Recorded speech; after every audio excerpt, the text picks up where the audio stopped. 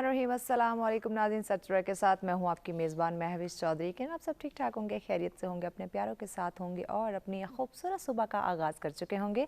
आपकी सुबह को मज़ीद खूबसूरत, मज़ेदार और खुशगवार बनाने के लिए हम आपके साथ मौजूद है बहुत ही अहम मौजू के साथ। और नाज़रीन, जैसे कि आज जुम्मतुल मुबारक का रहमतों वाला और बरकतों वाला दिन है और यकीनन आज के दिन के कुछ काम हमें बखूबी तरीके से सर अंजाम देने चाहिए, जैसे कि गुस्ल करना, पाक साफ़ कपड़े पहनना, खुशबू लगाना, दूध पाक का कसरत से वर्द करना, नमाज की पाबंदी करना और इसके साथ साथ दुआ भी करना। नाज़रीन, दुआओं की हमेशा हम बात करते हैं कि दुआएं इंसान की किस्मत और तकदीर बदल सकती है। तो यकीनन जहां आप अपने लिए दुआ करें, अपनी फैमिली के लिए दुआ करें, अपने मुआशरे के लिए, अपने मुल्क के लिए दुआ करें, वहीं पे आप हमें भी अपनी दुआओं में शामिल रखिएगा। बढ़ते हैं अपने आज के मौजू की जानिब, जिस पे आज हमने गुफ्तगू करनी है, जिसकी अहमियत को उजागर करना है। नाज़रीन, आज बात की जाएगी कि कुरान और हदीस की कितनी अहमियत है और क्या अज़मत है। नाज़रीन, अगर हम दीन इस्लाम की बात करते हैं, कुरान पाक की बात करते हैं, तो हमारी जो तमाम तर मामलाते ज़िंदगी हैं, जो ज़िंदगी गुजारने के तौर तरीके हैं, जो खुश अखलाक़ी के साथ अपनी ज़िंदगी में सुकून हम जो हासिल करना चाहते हैं, जो कामयाबियाँ, जो मकाम हासिल करना चाहते हैं, वो तमाम तर A to Z अगर हम अपने तर्ज़ ज़िंदगी की बात करें, मामलाते ज़िंदगी की बात करें, तो दीन इस्लाम ने हमें वो तमाम तर तरीके जो हैं वो वाज़िया बयान जो है वो फरमा दिए। तो आज हम डिस्कस करेंगे कि किस तरह से जो हमारे हदीस हैं, जो इसके साथ कुरान हदीस की जो अहमियत है और उसकी ज़रूरत है, जो उसकी अज़मत है, उसको किस तरह से हम पहचान सकते हैं। अपने आज के दौर में इसकी अहमियत को किस तरह से मज़ीद उजागर किया जा सकता है। जिस तरह से हम टेक्नोलॉजी में इतने फास्ट, इतने तेज़ी से तरक्की करते हुए दिखाई देते हैं, तो उसी के साथ साथ किस तरह से हम दीन इस्लाम की तालीमात को, कुरान हदीस की तालीमात को अपने आज के मुआशरे के अंदर, आज के नौजवानों के अंदर, आज के बच्चों के अंदर, आज के यूथ की तरबियत में उसको शामिल कर सकते हैं, ताकि हम हर जो हमारे तर्ज ज़िंदगी है, जो मामलात ज़िंदगी है, जो ज़रूरियात ज़िंदगी है, उसमें हम कामयाबी हासिल कर सकें, मियाना रवि के साथ चल सके। जो खुशियाँ चाहिए वो हमें हासिल हो सकते हैं, लेकिन उसके लिए दीन इस्लाम की तालीमात को समझना होगा, कुरान हदीस को हमें समझना होगा, उसकी अहमियत, उसकी अज़मत को समझना होगा। और आज इस मौजू पर गुफ्तगू करने के लिए मेहमान भी हमारे साथ मौजूद हैं। उनका तारुफ करवाने से पहले वेदर की जानिब बढ़ते हैं कि आज का मौसम हमें क्या इंडिकेट कर रहा है।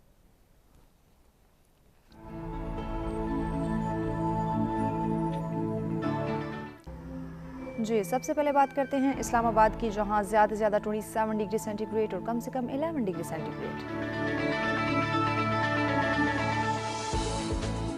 जी, रुक करते हैं लाहौर का, जहां ज़्यादा से ज़्यादा 31 डिग्री सेंटीग्रेड और कम से कम 15 डिग्री सेंटीग्रेड। कुछ बात हो जाए कराची की, जहां ज़्यादा से ज़्यादा 33 डिग्री सेंटीग्रेड और कम से कम 20 डिग्री सेंटीग्रेड। पेशावर का अहवाल आपको बताते चलें, जहां ज़्यादा से ज़्यादा 26 और कम से कम 12 डिग्री सेंटीग्रेड। बात करते हैं कोयटा की, जहां ज़्यादा से ज़्यादा 23 डिग्री सेंटीग्रेड और कम से कम 8 डिग्री सेंटीग्रेड।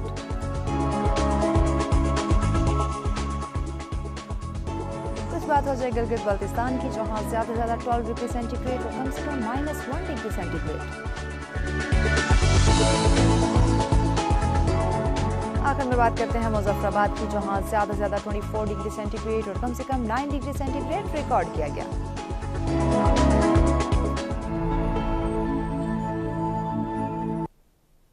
जी नाज़रीन, ये जानिए आपने मौसम की सूरत हाल। नाज़रीन, हमेशा हम बात करते हैं कि जिस तरह से हम इस बदलते मौसम को एंजॉय करते हैं, बदलते मौसम से हम लुत्फ़अंदोज़ होते हैं, इसी तरह से नाज़रीन हमने अपनी ज़िंदगी का मौसम भी बेहतर बनाना है, अपनी ज़िंदगी को भी हमने खुशगवार और खुशहाल बनाना है। और वो यकीनन नाज़रीन तभी मुमकिन होगा जब हमारी ज़िंदगी को जो प्रॉब्लम, जो मसाइल हमें दरपेश हैं, जो हमारी ज़िंदगी में अप्स डाउन हैं, उनको हम डिस्कस करें और दुनियावी हालात व वाक़यात को मद्देनज़र रखते हुए दीन इस्लाम की तालीमात के ज़रिए उन तमाम तर प्रॉब्लम्स का सलूशन निकालने की कोशिश की जाए, तो यकीनन नाज़रीन हमारी जो ज़िंदगी का मौसम वो भी बेहतर खुशगवार हो सकता है। अब बढ़ते स्टूडियो में मौजूद अपने मेहमानों की जानिब उनका तारुफ करवाते हैं, ताकि आज के मौजू पर गुफ्तगू का आगाज़ किया जाए।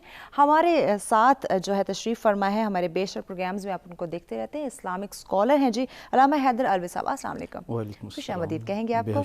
उनके साथ तशरीफ़ फरमा है जी, आप भी इस्लामिक स्कॉलर हैं, बेशतर प्रोग्राम्स में आप इनको देखते रहते हैं जी, डॉक्टर अल्लामा एजाज़ नगवी साहब। अस्सलाम वालेकुम, खुशामदीद कहेंगे आपको। बहुत शुक्रिया। ان کے ساتھ تشریف فرما ہے جی آپ نعت خواں ہیں عاقب جمال بٹ صاحب. السلام علیکم، خوش آمدید کہیں گے. آپ معزز مہمانوں کا شکریہ آپ نے ہمیں آج جوائن کیا. عاقب جمال صاحب آپ سے درخواست ہے ہمارے پروگرام کا آغاز حمد باری تعالیٰ سے کریں. بسم اللہ کیجیے. مولا مولا مولا میرے مولا مولا مولا میرے مولا مولا مولا میرے مولا مولا مولا میرے مولا کرم ہو کرم میرے مولا کرم ہو کرم میرے مولا کرم ہو کرم میرے مولا کرم ہو کرم تجھ سے فریاد کرتے ہیں ہم میرے مولا کرم ہو کرم میرے مولا کرم ہو کرم میرے مولا کرم ہو کرم یہ زمین اور یہ آسمان تیرے قبضے میں ہے دو جہاں سب پہ تو ہی تو ہے مہربان ہم تیرے در سے جائیں کہاں تو ہی سنتا ہے سب کی صدا تو ہی رکھتا ہے سب کا بھرم میرے مولا کرم ہو کرم میرے مولا کرم ہو کرم بے کسوں کو سہارا ملے ڈوبتوں کو کنارہ ملے سر سے طوفان پل میں ٹلے جو تیرا ایک اشارہ ملے تو جو کر دے مہربانیاں دور ہو جائے ہر ایک غم میرے مولا کرم ہو کرم میرے مولا کرم ہو کرم. جزاک اللہ، بہت شکریہ عاقب جمال صاحب. ناظرین ہمارا آج کا موضوع جس پہ ہم آج ان ڈیٹیل گفتگو کریں گے کہ قرآن حدیث کی اہمیت اور فضیلت، اور آج کے دور حاضر کی بات کریں تو کتنی زیادہ ضرورت ہے ہمیں سمجھنے کی، پہچاننے کی، اپنی زندگی کو بہتر بنانے کی. اس پہ ان ڈیٹیل بات کی جائے گی، لیکن وقت ہو جاتا ہے ایک بریک کا. ہمارے ساتھ رہیے گا.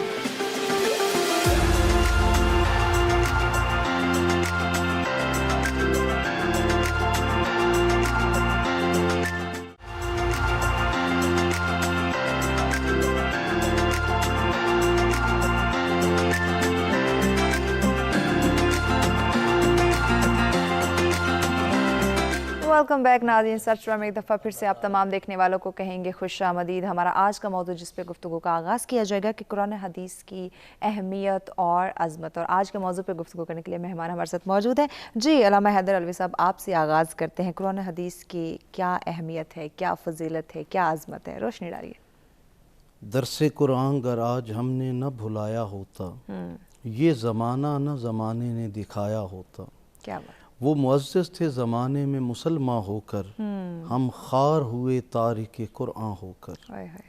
یقیناً پروردگار ارض و سما کو جب انسانی رویوں پر اور انسانی کردار پر اور اس کی تاریخ پر رحم آیا تو پروردگار عالم نے اپنا پیارا محبوب عطا فرمایا. سبحان اللہ. اور فرمایا لقد من اللہ علی المؤمنین اذ بعث فیہم رسولا. ہم نے مومنوں پر احسان عظیم کیا جو انہیں اپنا پیارا رسول عطا کیا۔ سبحان۔ پھر اس رسول کے کردار کی اہمیت کو بیان کرنے کے لیے پروردگار عالم نے ساتھ میں ایک ایسی کتاب لا ریب عطا فرمائی کہ جس کا اولین مخاطب بھی حضرت انسان ہے۔ قرآن حکیم بھی انسان سے خطاب کرتا ہے اور آقا کی سیرت و کردار بھی انسانوں کی رہنمائی کے لیے ہے۔ ان دونوں کو لے کر چلنے والا ہی انسان کامل بن سکتا ہے۔ یعنی یہ کتاب بنیادی طور پر ہدایت فراہم کرتی ہے، ہدی للناس کا دعویٰ کرتی ہے اور ہدی للمتقین کی بھی بات کرتی ہے۔ یعنی یہ کہنا کہ قرآن حکیم فقط ہمارے ہیں یا رحمت للعالمین آقا صرف ہمارے ہیں، تو یہ دونوں بڑے جھوٹ ہیں۔ قرآن حکیم کی ہدایت عمومی تمام انسانیت کے لیے ہے اور آقا کی رحمت بھی تمام عالمین کے لیے یکساں ہے۔ اور یہ سیرت مصطفیٰ ہو یا کتاب ہدایت کی تعلیمات ہوں، ان دونوں میں سے جس کو بھی آپ اپنانا چاہیں گے اللہ تعالیٰ کی رضا کا آپ کو پروانہ ملے گا۔ ام المومنین حضرت عائشہ صدیقہ سے سوال کیا گیا کہ نبی پاک کی سیرت و کردار کیا تھی، تو آپ نے فرمایا کانا خلقہ القرآن، نبی پاک کی جو سیرت و کردار ہے وہ چلتا پھرتا قرآن تھا۔ اگر آپ نے قرآن کو مجسم چلتی پھرتی شکل میں دیکھنا ہے تو 63 سالہ حیات طیبہ کو دیکھ لو، اور اگر 63 سالہ حیات طیبہ کو کسی ایسی صورت میں دیکھنا چاہتے ہیں جو کتابی ہو تو وہ آپ کو قرآن حکیم ملے گا۔ ان دونوں کو نہ آپ جدا کر سکتے ہیں اور نہ ان دونوں کے میں سے کسی ایک کے بغیر آپ ہدایت پا سکتے ہیں۔ یقیناً یقیناً۔ جی ڈاکٹر علامہ اعجاز نقوی صاحب، آپ روشنی ڈالیے قرآن حدیث کی اہمیت کے اوپر، فضیلت کے اوپر، عظمت کے اوپر۔ جزاکم اللہ خیرہ۔ قرآن مجید کو معاشرے میں زندہ کرنے کے لیے، قائم اور دائم رکھنے کے لیے اور اس پر عمل کرنے کے لیے سب سے پہلے ہم خود قرآن مجید کا جو مقام ہے اور قرآن مجید کی جو خصوصیات ہیں ان سے مطلب ہمیں آگاہ ہونا چاہیے۔ جیسا کہ خداوند متعال نے خود قرآن میں مختلف مقامات پر قرآن مجید کا تعارف کرایا ہے۔ جیسا کہ علوی صاحب نے بھی فرمایا ہدی للناس، یعنی قرآن ہدایت ہے۔ بے شک۔ کبھی اللہ تعالیٰ نے فرمایا کہ ہدی للمتقین، متقین کے لیے ہدایت ہے۔ بالکل۔ کبھی فرمایا لا ریب فیہ، یعنی جب انسان کوئی کچھ لکھتا ہے، کوئی مکتوب، کوئی لیٹر، کوئی آرٹیکل، کوئی کتاب، تو معمولاً وہ یہی کہتا ہے کہ اس میں تمام تر کوشش کی گئی ہے۔ صحیح۔ ہو سکتا ہے پھر بھی اس میں کوئی غلطی وغیرہ نظر آ جائے، لیکن ان کی نشاندہی کریں، جو قارئین ہیں ان کے لیے لکھتے ہیں کہ بھائی آپ جو ہے ای میل فلان ای میل پہ آپ اس کا حوالہ دے دیں تاکہ آئندہ ایڈیشن میں ہم اس کی اصلاح کریں۔ صحیح۔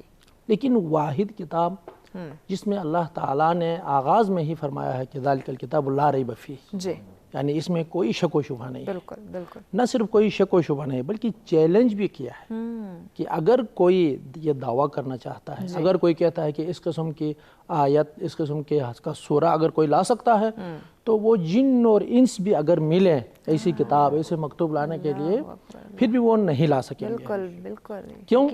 اس لیے کہ انا نحن نزلنا الذکر وانا لہ لحافظون، اس کی جو حفاظت کی ذمہ داری جس نے لی ہے وہ ذات باری تعالیٰ ہے، خود اللہ تعالیٰ ہے۔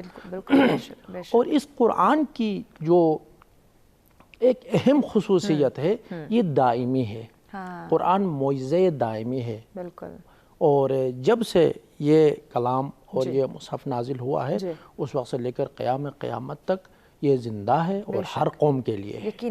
امام محمد باقر علیہ السلام نے فرمایا کہ ان للقرآن ظہرا و بطنا، یعنی قرآن کے لیے ایک ظاہر ہے اور ایک باطن ہے۔ یعنی جو قرآن نازل ہوا ہے اور اس زمانے کے جو لوگ تھے ان کے لیے قرآن نازل ہوا ہے، لیکن اس عصر نزول کے گزرنے کے بعد جتنے اقوام آئیں گے، جتنی نسلیں آ جاتی ہیں، پھر قرآن کے جو بطون ہیں، قرآن کے ظاہر کے اندر جو پوشیدہ معانی ہیں وہ ان کے لیے قابل استفادہ ہے۔ بالکل بالکل۔ اسی لیے امام جعفر صادق علیہ السلام نے فرمایا کہ قرآن اس سورج کی طرح ہے کہ جس طرح سورج صبح طلوع کرتا ہے، رات کو غروب کرتا ہے، پھر ایک اور ملک میں چلا جاتا ہے، پھر تیسرے ملک میں، پورے اس کائنات میں اس کی جو گردش ہے قرآن مجید بھی اسی طرح ہے۔ جب سے قرآن نازل ہوا ہے اسی وقت سے ہی ہر قوم میں زندہ ہے، اور حضور پاک صلی اللہ علیہ وآلہ وسلم کے دور میں اگر یہ قرآن نازل ہوا ہے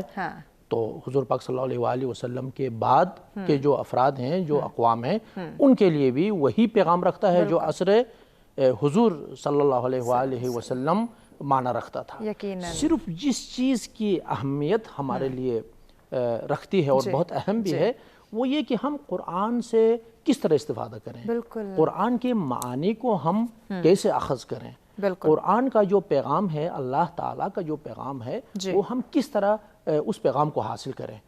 کیا قرآن مجید کو ہم خود، یعنی جو ناس ہیں، جو انسان ہیں، چونکہ قرآن نازل ہوا ہے سارے انسانوں کے لیے، بے شک، بالکل، صرف مسلمانوں کے لیے نازل نہیں، خود للناس، بالکل، سارے انسانوں کے لیے، سب کے لیے، بالکل۔ تو کیا اس قرآن کو ہم خود سمجھ سکتے ہیں، یا اس کو سمجھنے کے لیے یعنی کچھ خاص اہتمام کرنا ہوگا؟ خاص افراد ہیں جن کے ذریعے سے ہم اس قرآن کے پیغام کو ہم سمجھ سکتے ہیں۔ ایک طرف سے قرآن مجید ارشاد فرماتا ہے کہ ھذا بیان للناس، یہ بیان ہے، یہ روشن ہے اور واضح ہے۔ تو واضح ہونے کا معنی کیا یہ ہے کہ اس کے ہم ہر معنی کو ہم سمجھیں، اس کے ہر پیغام کو ہم سمجھیں؟ نہیں، اس کے لیے جو اہل زبان ہیں وہ اپنے حد تک وہ اس کے معنی کو سمجھیں گے، لیکن اس قرآن کو بیان کرنے والا کوئی ایسا فرد ہو کہ جو قرآن کے جو آیات ہیں، جو سور ہیں، ان کے اندر پوشیدہ جو معنی ہیں وہ انسانوں کے لیے واضح اور آشکار کریں۔ بالکل، بالکل، یقیناً، جیسا کہ اللہ تعالیٰ نے ارشاد فرمایا وَأَنزَلْنَا إِلَيْكَ الذِّكْرَ لِتُبَيِّنَ لِلنَّاسِ مَا نُزِّلَ إِلَيْهِمْ۔ حضور پاک صلی اللہ علیہ وآلہ وسلم سے خطاب کر کے فرمایا کہ ہم نے اس قرآن کو نازل کیا ہے، تمہارے اوپر ہم نے نازل کیا، للناس، لیکن جو مخاطبین ہیں وہ لوگ ہیں، یعنی پیغام ان کے لیے ہے لیکن ہم نے آپ پر نازل کیا ہے، لِتُبَيِّنَ لِلنَّاسِ مَا نُزِّلَ إِلَيْهِمْ، تاکہ آپ ان کے لیے بیان کریں۔ یعنی قرآن کلیات ہیں، قرآن میں فارمولاز بیان ہو گئے ہیں، لیکن ان میں اللہ تعالیٰ کا مقصد اور ارادہ کیا ہے؟ اے حبیب، آپ نے اس قرآن کو مطلب لوگوں کے لیے بیان کرنا ہے، اس کی تشریح کرنی ہے، اس کی تفسیر کرنی ہے۔ تو یہاں پر چونکہ بات حدیث کیا جاتی ہے، اب رسول پاک صلی اللہ علیہ وآلہ وسلم کا کلام کیا ہے، رسول پاک صلی اللہ علیہ وآلہ وسلم کے جو فرامین ہیں، جو اقوال ہیں، ان کو کیا کہا جاتا ہے، تو پھر قرآن اور سنت کا جو رابطہ ہے وہ یہاں پہ سامنے آ جاتا ہے۔ ٹھیک ہے علامہ صاحب، آپ کی بات کو آگے بڑھاتے ہیں، بریک کے بعد ہم یہ کنٹینیو کریں گے۔ ناظرین ہمارے ساتھ رہے گا، ملتے ہیں بریک کے بعد۔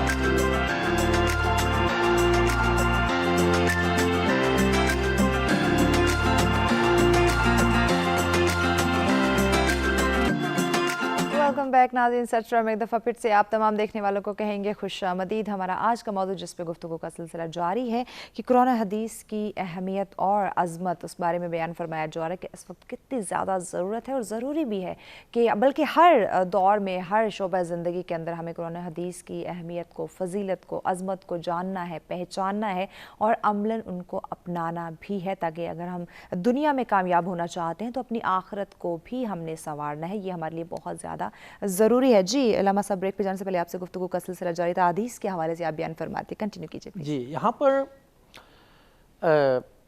اللہ تعالیٰ نے فرمایا کہ ہم نے قرآن کو نازل کیا ہے تاکہ آپ مطلب بیان کریں لوگوں کے لیے۔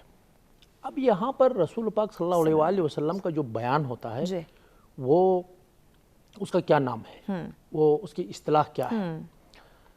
معصوم علیہ السلام کے قول، فعل اور تقریر، اس کو حدیث کہتے ہیں۔ ما صدر عن النبی، یعنی جو کچھ حضور پاک صلی اللہ علیہ وآلہ وسلم سے صادر ہو جائے۔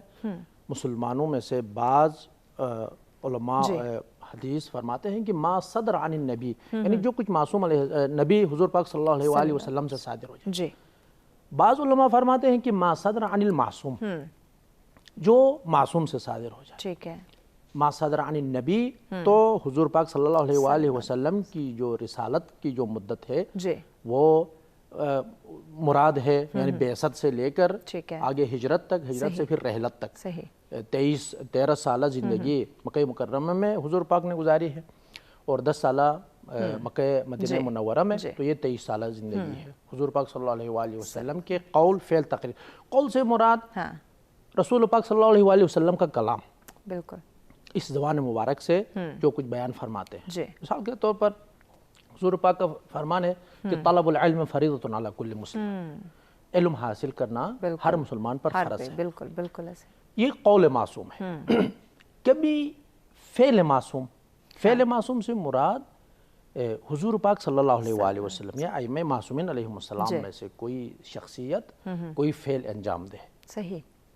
مثال کے طور پر وضو کرے تو راوی اس وضو کو دیکھ کر وہ پھر سارا جو کچھ ہوا ہے وہ ہمارے لیے نقل کرتا ہے، بیان کرتا ہے.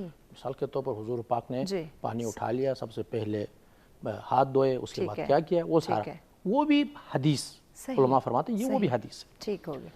کبھی معصوم علیہ السلام کے سامنے کوئی شخص کوئی عمل انجام دیتا ہے، شرعی کام انجام دیتا ہے، تو اگر وہ صحیح کام انجام دیتا ہے تو معصوم کو اس کی تصدیق کرنی چاہیے، تائید کرنا چاہیے. اگر وہ صحیح کام انجام نہیں دیتا ہے تو پھر اس کو مطلب بتانا چاہیے کہ بھائی تم نے یہ کام صحیح انجام نہیں دیا ہے. بالکل بالکل. اگر یہاں پر وہ فرد ایک شرعی کام صحیح طریقے سے انجام بھی نہ دے اور ادھر سے معصوم علیہ السلام خاموشی بھی اختیار کرے تو پھر یہ اعتراض اللہ تعالیٰ پر اعوذ باللہ آئے گا کہ کیسے معصوم کو، کیسے انسان کو بھیجا ہے لوگوں کی ہدایت کے لیے، جبکہ وہ غلط کام، ایک شرعی کام کو غلط طریقے سے انجام دے رہا ہے، لیکن پھر بھی یعنی ان کو کوئی مطلب اصلاح نہیں کی گئی. تو نہیں، ہم کہیں گے کہ کبھی بھی اللہ تعالیٰ ایسا کام نہیں کرتا. اللہ تعالیٰ حکیم ہے، اللہ تعالیٰ خبیر ہے، بصیر ہے، جو حکمت والا ہوتا ہے وہ کوئی ایسا کام انجام نہیں دیتا. بالکل بالکل یقینا. جب اللہ تعالیٰ خبیر، حکیم، علیم، بصیر ہونے کی وجہ سے کوئی ایسا غلط کام انجام نہیں دیتا تو پس معصوم کے سامنے جس شخص نے یہ کام انجام دیا ہے اس نے صحیح کام انجام دیا ہے، اسی لیے یہ خاموش رہا ہے. بالکل. تو اس کو بھی، اس فعل کو بھی در واقع حدیث کہتے ہیں، لیکن تقریر ہے، اس کو تقریر کہتے ہیں. یعنی معصوم علیہ السلام کی وہ خاموشی کہ معصوم کے سامنے کوئی شخص ایک شرعی کام انجام دے اور معصوم علیہ السلام خاموشی خاموش رہے. صحیح. خاموش. تو یہ بھی فعل کسی اور نے انجام دیا ہے، چونکہ معصوم نے اس کی تائید اور تصدیق فرمائی ہے، اس لیے معصوم علیہ السلام کی طرف نسبت دیتے ہیں. مثال کے طور جی علامہ حیدر علوی صاحب، آپ کی جانب آتے ہیں. قرآن پاک کی بات کی جائے، حدیث کی بات کی جائے، ہمارے لیے مشعل راہ ہے. کسی بھی دور کی بات کریں ہمیں یہ رہنمائی فراہم کرتے ہیں. تو اس وقت اس دور کی بات کریں، اگر دور حاضر کی بات کریں تو کتنی زیادہ ضرورت ہے کہ ہم اس کی تعلیم کو اور زیادہ عام کریں. جس طرح ہم دنیاوی تعلیمات پہ اتنا زور دیتے ہیں، اتنا فوکس رکھتے ہیں، اس سے کئی گنا زیادہ فوکس ہمیں قرآن حدیث کی روشنی پہ کرنے کی ضرورت ہے. یقیناً جو وحی الہی ہے، جو آسمانی ہدایت ہے، اس کی ہر دور میں ضرورت رہی ہے. بالکل بالکل. اور قرآن بھی ولا رطب ولا یابس کہتا ہے کہ کوئی خشک اور تر نہیں ہے مگر اس کا ذکر قرآن کے اندر موجود ہے. یقیناً. جس طرح اول ابن آدم کے لیے اللہ تعالیٰ کی طرف سے رہنمائی ضروری تھی، آخری ابن آدم کے لیے بھی قرآن کی رہنمائی ضروری ہے. بے شک بے شک. اور قرآن حکیم کہتا ہے ما آتاکم الرسول فخذوہ وما نہاکم عنہ فانتہوا، اور رسول جو تمہیں دیں وہ لے لو، اور جس سے تمہیں منع کریں اس سے رک جاؤ. بالکل. اب حضور نبی کریم صاحب لولاق 40 سال کے بعد اعلان نبوت فرمایا تو کہا کہ بھی 360 بتوں کو چھوڑو، بادہ الا شریک سے تعلق جوڑو. انہوں نے کہا اللہ اگر ایک ہے تو دلیل بھی تو دیں. بالکل. اب پیغمبر چاہتے تو فرماتے بنا ستونوں کے آسمان کو دیکھو، موسموں کے آنے جانے کو دیکھو، رات دن کے بدلنے کے دیکھو، سورج کے طلوع و غروب کو. مظاہر فطرت کو دلیل نہیں پیش کیا. فرمایا قد لبثت فیکم عمرا من قبلہ افلا تعقلون، اس سے پہلے جو 40 سال میں نے تمہارے درمیان گزارے ہیں، کیا اللہ کی توحید کے لیے وہ دلیل کافی نہیں ہے؟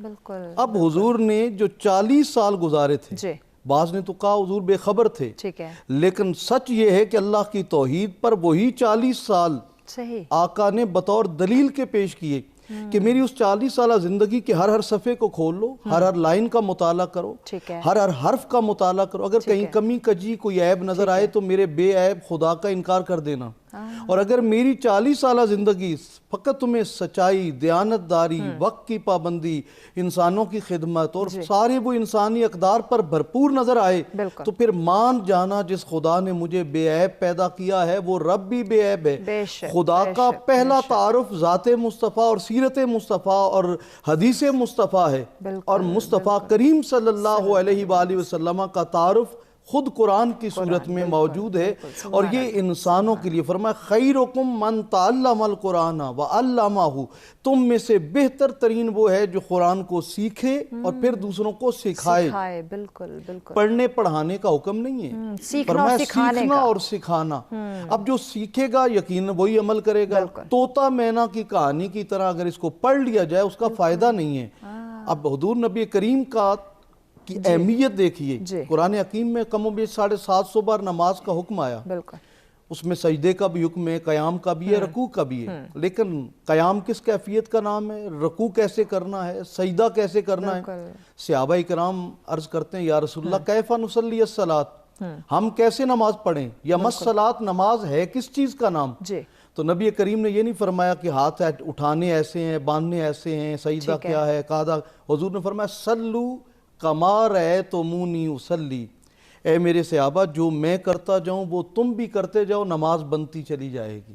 یعنی حضور کی ذات کی موجودگی میں ذات پیغمبر اٹھیں تو عبادت ہے ہمارے لیے، بیٹھیں تو عبادت ہے، یعنی ان کی 63 سالہ حیات طیبہ کا ہر لمحہ پیغمبر اور انسانیت کے لیے، امت کے لیے نمونہ ہے۔ اور آخری ابن آدم بھی جب ہدایت کے لیے آگے بڑھے گا تو قرآن کی طرف آنا پڑے گا۔ اچھا قرآن حکیم ہدایت دو طرح کی ہوتی ہے، ٹھیک ہے، دو طرح کی ہدایت، اس پہ ہم بریک کے بعد آئیں گے، یہی سے ہم کنٹینیو کرتے ہیں۔ ناظرین ہمارے ساتھ رہے گا، ملتے ہیں ایک بریک کے بعد۔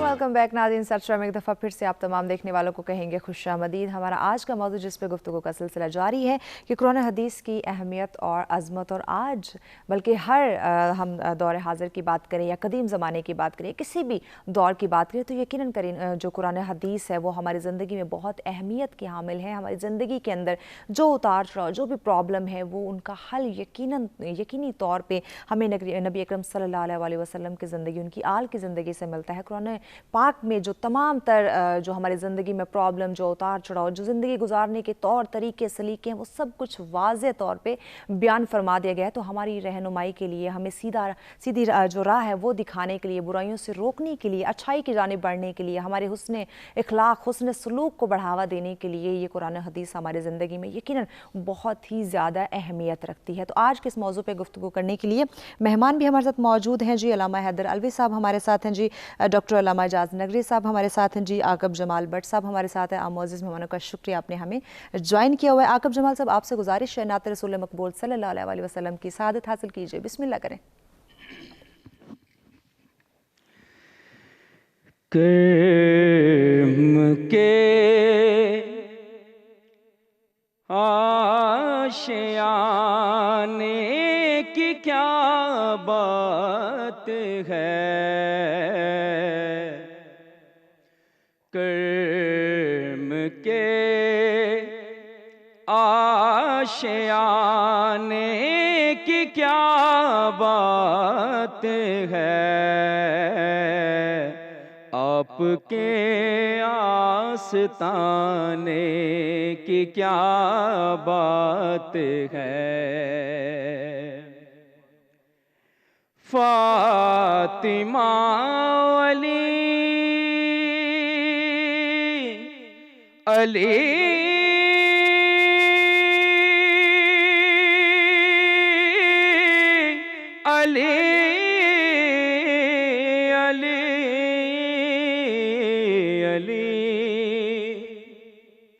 فاطمہ علی اور حسین و حسن، فاطمہ او علی اور حسین و حسن، پنجے تر کے گھرانے کی کیا بات ہے، پنجے تر کے گھرانے کی کیا بات ہے، آپ کے آستانے کی کیا بات ہے۔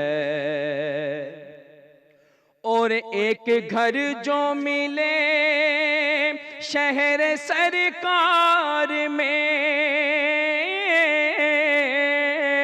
ایک گھر جو ملے شہر سرکار میں، ایک گھر جو ملے شہر سرکار میں، پھر تو ایسے ٹھکانے کی کیا بات ہے، آپ کے آستانے کی کیا بات ہے۔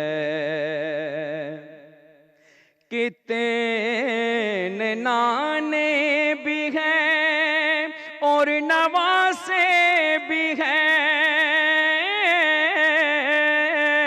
کتنے نانے بھی ہیں اور نواسے بھی ہیں، کتنے نانے بھی ہیں اور نواسے بھی ہیں، پر ابن حیدر کے نانا کی کیا بات ہے، ابن حیدر کے نانا کی کیا بات ہے، آپ کے آستانے کی کیا بات ہے۔ اور وقت آخر بھی ہے وہ بھی ہے سامنے،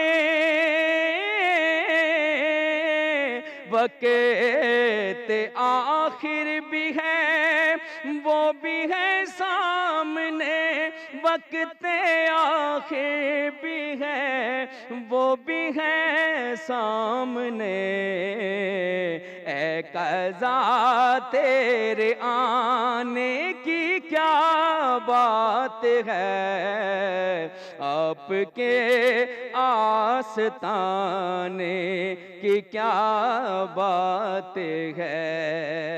اور حاصل کلام شعر، سوئی گم جو ہوئی روشنی ہو گئی،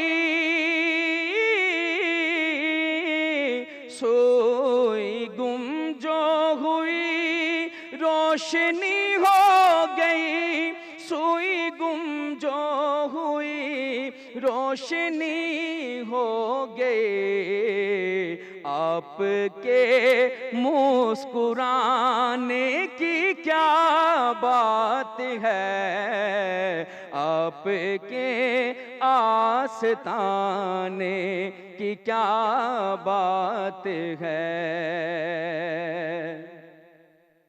سر ہے نیزے پہ پھر بھی تلاوت رہی، سر ہے نیزے پہ پھر بھی تلاوت رہی، سر ہے نیزے پہ پھر بھی تلاوت رہی، ایسا قرآن سنانے کی کیا بات ہے، آپ کے آستانے کی کیا بات ہے۔ تک کہ بولے نکیرین حاکم مجھے، تک کے بولے نکیرین حاکم مجھے تک کے بولے نکیرین حاکم مجھے مصطفیٰ کے دیوانے کی کیا بات ہے آپ کے آستانے کی کیا بات ہے کرم کے آشیانے کی کیا بات ہے آپ کے آستانے کی کیا بات ہے. سبحان اللہ، جزاک اللہ، بہت خوب عاقب جمال صاحب، بہت شکریہ. اور یقیناً ناظرین اس طرح کے خوبصورت سے کلام، اس طرح سے خوبصورت ہستیوں کا ذکر ہو رہا ہو تو کیا ہی بات ہے، ٹائم کا یقیناً پتہ ہی نہیں چلتا. اور یہی وہ لفظ، یہی وہ الفاظ، یہی وہ ہستیاں ہیں، انہی کے زندگی کا ہم نے ناظرین مطالعہ کرنا ہے، انہی کی زندگی کو ہم نے اپنانا ہے تاکہ اس وقت ہمارا معاشرہ، ہم جو ایک زوال کا شکار ہوتے جا رہے ہیں، اس زوال کا خاتمہ ہو سکے. ہم اپنی دنیا کو سنوار رہے ہیں، کیوں نہ اپنی آخرت کو سنوارا جائے، کیونکہ آخرت میں جا کے ہم نے جواب دہ ہونا ہے، وہی ہماری زندگی ہوگی، وہیں پہ ہم نے بسنا ہے. تو کوشش کریں ناظرین کہ انہی خوبصورت ہستیوں کی جو ہمارے لیے مشعل راہ ہے ان کو اپنانے کی کوشش کیجیے. مزید بھی اپنے مہمانوں سے گفتگو کے سلسلے کو آگے بڑھائیں گے. وقت جاتا ہے ایک بریک کا، ہمارے ساتھ رہیے گا.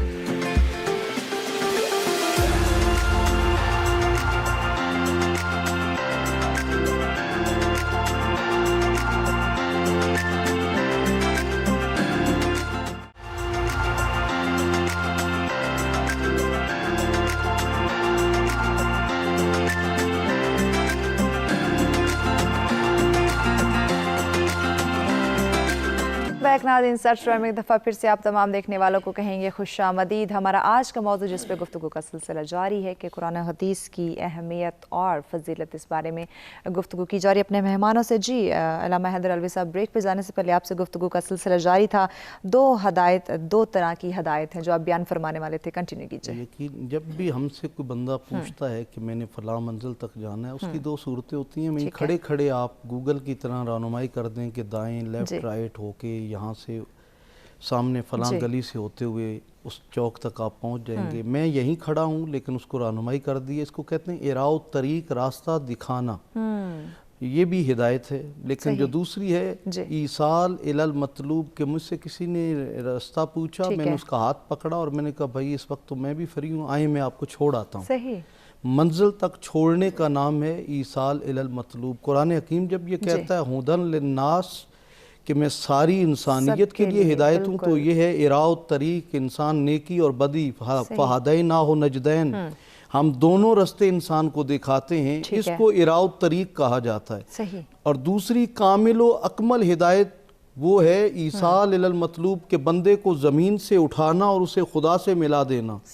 یہ ہے ھدی للمتقین، یہ تقوی اختیار کرنے والوں، کچھ برائیوں سے بچنے اور پرہیز کرنے والوں کے لیے ہے. جس معاشرے کے اندر قرآن حکیم اتارا گیا، اس کی حالت آج کے معاشرے سے کئی ہزار گنا بدتر تھی. اس زمانے کو جاہلیت کا زمانہ کہا جاتا ہے، جہاں بیٹی زندہ ہوتے دفن ہو رہی تھی، جہاں عکاس کے میلے میں ماں کو بیٹا بیچنے آیا ہوا ہے اور اس کی خوبیاں بتا رہا ہے کہ ان خوبیوں کی بنیاد پر میری ماں کے زیادہ پیسے لگاؤ اور اس کو خرید لو.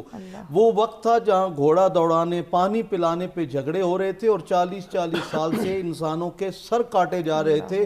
وہاں قرآن نے آ کر کہا انما المؤمنون اخوہ، اے اللہ کے بندوں تم مومن ہو گئے ہو اور اب تم آپس میں بھائی بھائی ہو. تمہارے دکھ درد اب سانجے ہیں، تمہاری خوشیاں اور غمیاں سانجے ہیں. تم نے ایک دوسرے کو انسان ہونے کے ناطے قدر کرنی ہے.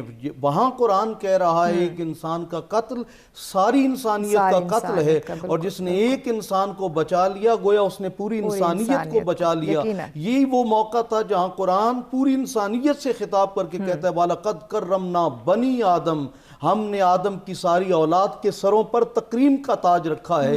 کوئی اپنے آپ کو سپیریئر نہ سمجھے کہ میں نے چونکہ کلمہ پڑھا ہے اس لیے لیے میں اتنا اعلیٰ ہو گیا ہوں کہ اب ساری مخلوق بدتر ہے. قرآن کہتا ہے نہیں, عزت تو ہم نے آدم کی اولاد کو عطا کی ہے, جس کو ہم نے بنایا ہے وہ صاحب عزت ہے. معاشرے کے اندر قرآن نے انسان کو عزت دی, ماں بہن بیٹی کو عزت دی, معاشرے کی اقدار کو قرآن نے قائم کیا. آج بھی اگر کوئی معاشرے کو ہم صحیح اسلامی معاشرہ بنانا چاہتے ہیں تو اس کے دو پلر, ایک قرآن ہے اور دوسرا حدیث مصطفیٰ ہے.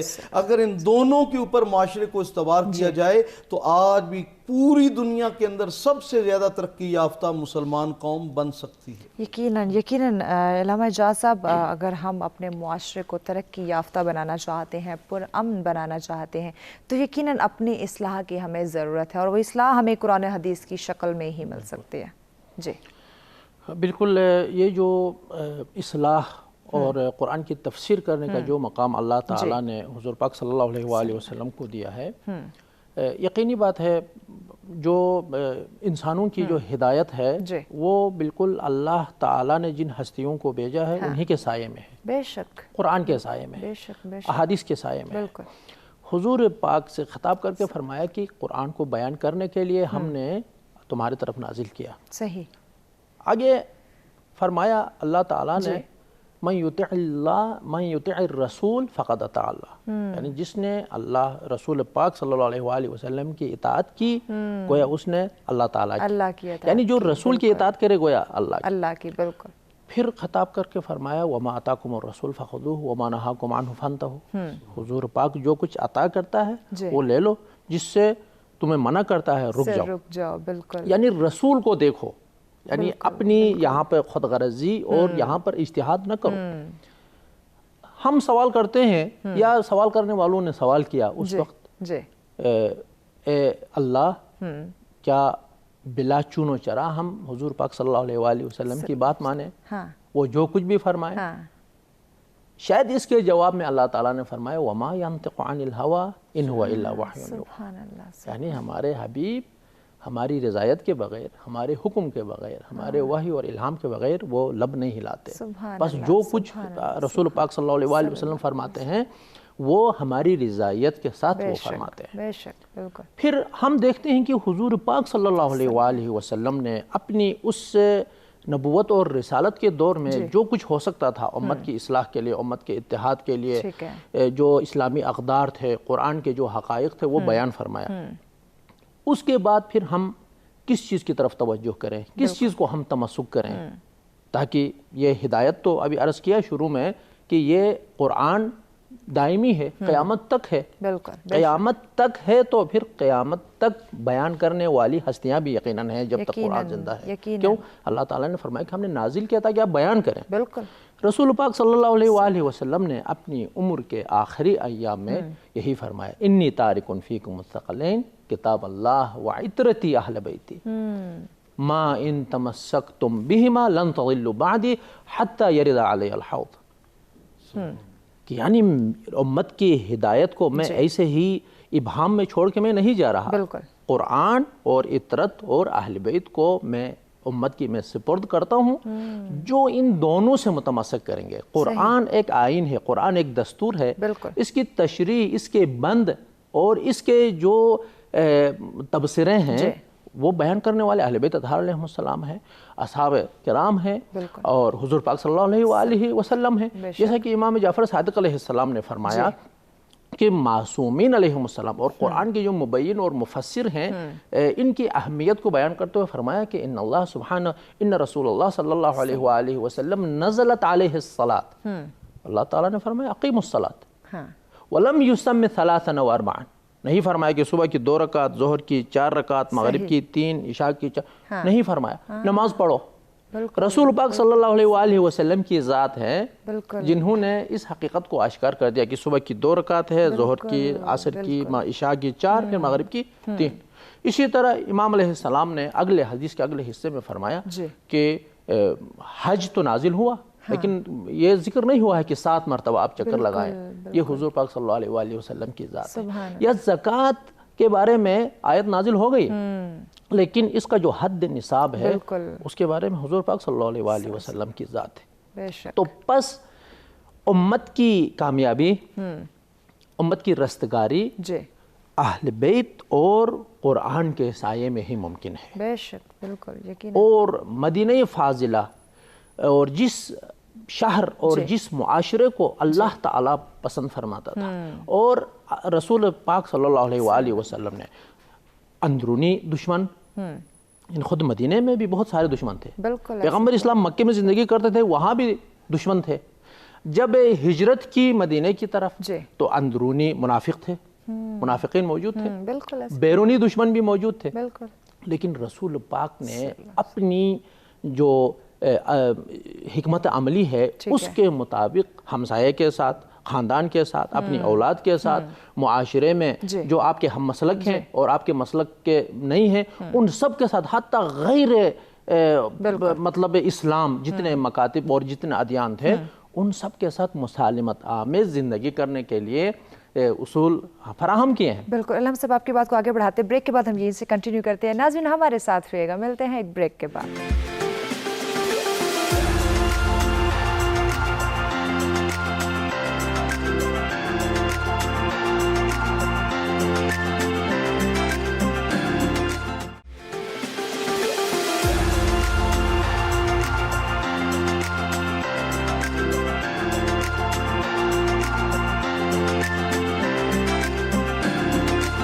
سرچ میں ایک دفعہ پھر سے آپ تمام دیکھنے والوں کو کہیں گے خوش آمدید. ہمارا آج کا موضوع جس پہ گفتگو کا سلسلہ جاری ہے کہ قرآن و حدیث کی اہمیت اور عظمت. اور یقیناً ناظرین ہمیں اگر اپنی زندگی میں کامیابیاں چاہیے، ہمیں اپنی زندگی میں سکون چاہیے، تو اس کے لیے بہت ہی زیادہ ضروری ہے کہ ہم قرآن و حدیث کی روشنی، جو اس کی اہمیت ہے، جو عظمت ہے، اس کو سمجھیں، اس کو پڑھیں، اس کو عملاً اپنانے کی کوشش بھی کریں. جی علامہ صاحب، بریک پہ جانے سے پہلے آپ سے گفتگو کا سلسلہ جاری تھا، کنٹینیو کیجیے پلیز. جی تو حضور پاک صلی اللہ علیہ وآلہ وسلم نے انفرادی زندگی، یعنی ہم ایک معاشرے میں جب ہم زندگی بسر کرتے ہیں تو ہماری زندگی کیسی ہونی چاہیے. کیا صرف ہم مادیات کے لیے خلق ہوئے ہیں کہ ہماری ساری جو فکر ہے وہ مطلب کمانے میں ہو؟ نہیں، انسان جب خلق ہوا تو اس کا رابطہ خداوند متعال کے ساتھ ہے. بالکل. اس کا رابطہ اپنے ساتھ بھی ہے، اپنے گھرانے کے ساتھ جو بچے ہیں، خاندان ہیں، ان کے ساتھ بھی ہے. پھر معاشرے میں قدم رکھنے کے بعد آپ اپنے معاشرے سے جب آپ نکلیں گے تو دوسرے معاشرے بھی ہیں، ان سب کے ساتھ حضور پاک صلی اللہ علیہ وآلہ وسلم نے اس زندگی میں سارے اصول ہمیں بتا چکے ہیں. بے شک بالکل. لیکن آج کیا وجہ ہے کہ اتنے سارے مسلمان مختلف ممالک میں عالمی سطح پر ہونے کے باوجود اس دکھ درد میں وہ اپنے آپ کو شریک نہیں سمجھتے ہیں؟ وہ جو مسلمانی ہے وہ ان کو نظر نہیں آتی ہے. ایسے ہی ہے. بقول وہ ایک فارسی شعر ہے جس میں وہ لکھتے ہیں کہ بنی آدم زیک پیکرن در آفرینش زیک گوہرن چو عضوی را بے درد آورد روزگار دیگر اعضا را نماند قرار. یعنی یہ جو انسان ہے، بنی آدم ہے، وہ بالکل ایک ہی مطلب ڈھانچے سے آ گئے ہیں. یہ سارے ایک ہی پیکر سے، ایک ہی جسم سے یہ لوگ خلق ہوئے ہیں. اگر روزگار، زندگی، یہ جو مسائل اور مشکلات ہیں، اگر یہ ایک عضو کو، اگر یہ ایک بدن کے ہیں تو ایک عضو کو اگر کوئی مشکل پیش آ جاتی ہے، ایک عضو کو کوئی سختی آ جاتی ہے تو انسان اگر کوئی کہیں پہ ہاتھ پیر کو کہیں پہ چوٹ آ جاتی ہے تو پھر وہ سکون ہی نہیں ملتا ہے انسان کو، پورا بدن درد کر رہا ہے. اگر یہ سارے مسلمان ایک ہی پیکر اور ایک ہی بدن سے یہ سارے خلق ہوئے ہیں تو پھر جب ایک مسلمان بھائی کو کہیں تکلیف ہو جاتی ہے تو قاعدے کے مطابق تو سارے مسلمانوں کو، سارے معاشرے کے افراد کو مطلب وہ سکون نہیں ملنا چاہیے. جبکہ مسلمان خوش ہوتے ہیں ایک دوسرے کو تکلیف دے کر، احساس کہیں نہ کہیں ختم ہوتا دکھائی دیتا ہے. تو اس کی جو بنیادی وجہ ہے یہ قرآن اور سنت کو بولنا. ہم قرآن کو اچھی طرح مطلب چاپ کرتے ہیں، نشر کرتے ہیں. بالکل. آپ دیکھیں مارکیٹ میں کتاب فروش کے پاس ہر جگہ قرآن موجود ہے، سنبھال کر رکھتے ہیں. اتنے بڑے خرچے بھی نہیں، لیکن قرآن پر جس چیز کے لیے اللہ تعالیٰ نے اس قرآن کو بھیجا ہے، نازل فرمایا ہے، اور جس میں ہدایت ہے، جس میں نور ہے، جس میں تبلیغ ہے، بالکل کہ ہر شک و شبہ اور شکوک و شبہات سے بالکل دور اور پاکیزہ ہے، اس پر عمل نہیں ہو رہا ہے۔ بالکل اگر ہم عمل کرتے ہیں، امت اسلام اگر جی ان اصول ہمارے اور ناظرین کے عمل لیے کرتی میسج ایڈ کر دیں اپنی اس بات میں، ہمارے ناظرین کو کیا میسج دینا چاہیں گے؟ ناظرین سے یہی توقع ہے کہ قرآن مجید اور اہل بیت اطہار علیہم السلام کے جو فرامین ہیں وہ ناپ اور خاص جو ان کے فرامین ہیں اور اصول ہیں ان کو ہم سمجھیں اور اسی پر ہم عمل کریں۔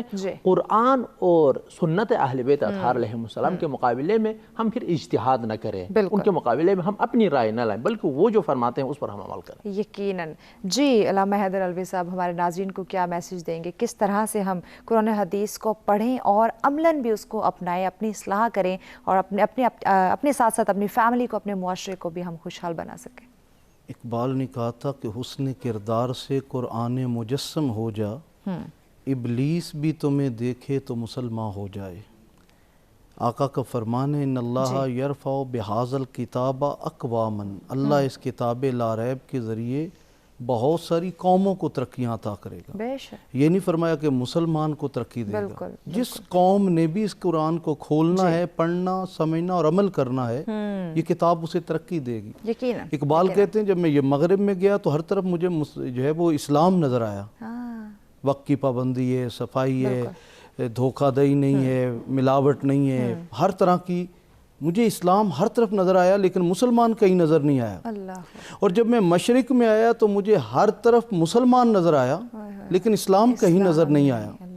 اسلام جب تک ہمارے رویوں میں نہیں آئے گا تب تک ہم اچھے مسلمان اور اچھے انسان نہیں بن سکتے۔ قرآن حکیم محض حلیوں کو بدلنے نہیں آیا تھا، آج مذہبی طبقے نے قرآن و سنت کے ہوتے ہوئے محض حلیوں کو بدلنے کی کوشش کی ہے۔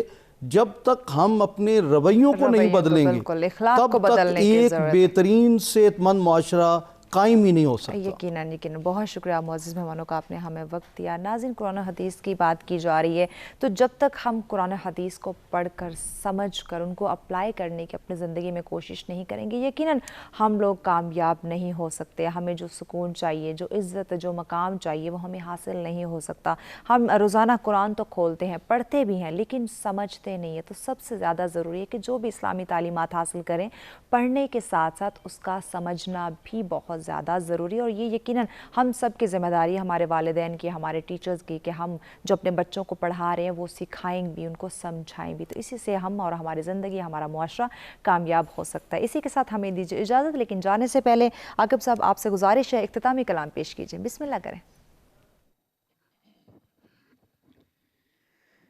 بھکاری ہوں میں تو محمد کے در کا،